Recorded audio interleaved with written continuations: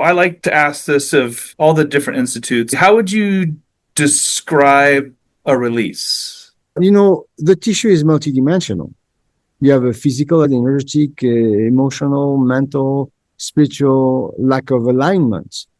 The release is usually something that out of place and create also a hyper sympathetic response in the body. And for that reason, for example, in the brain, you're going to have more signaling than the rest of the brain. The brain should work as a coherent hive where all the bees work the same and give you the sense of a nice humming and everything is harmonious and connected. And when you don't have this, you have something that stick out, not connect with the rest of the orchestra, or something that don't play its music enough, and you need to enhance. So hyper or hypoactivity in the brain or in the tissue. At the end of your release, you should have a sense of unity, lack of hypersympathetic irritation, activation, and you should have no signaling. You don't have an SOS or you don't have a reaction in that tissue that make it stick out of the ordinary. So those are the things you should find during the release. And because of that, this part that was separated from the whole come back in alignment with the whole. So you have a sense of alignment, physical, emotional, mental, spiritual.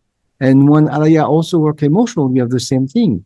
You may have an emotion or a part of you that fights the rest of you, a belief system that go against the rest of you or go against your higher self. I cannot do this, I'm stupid. And you have this mini dialogue within the main dialogue that at the end of the session gets reintegrated, doesn't talk against the rest of the body, align with the higher self, and you see a sense of unity and realignment and well-being because of that.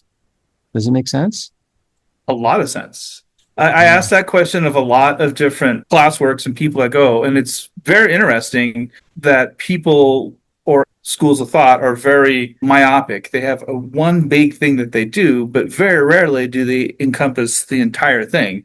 Human beings and people, we don't do everything well, so we tend to specialize, which is good, but we miss pieces of it, and it was very refreshing, especially this weekend, to see how this offers a way to encompass a lot of different pieces. It holds space for a lot of different beliefs and the ways that things work. But that was a nice way to encapsulate kind of what I thought this weekend. Thank you. The thing is, the whole thing is something you have a hard time to perceive.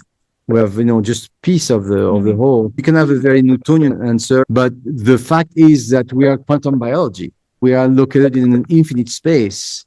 To get the whole thing is a little bit difficult. It's beyond the mind to really get the whole thing. Beautiful. Thank you very much, Doctor. Pleasure. Thank you.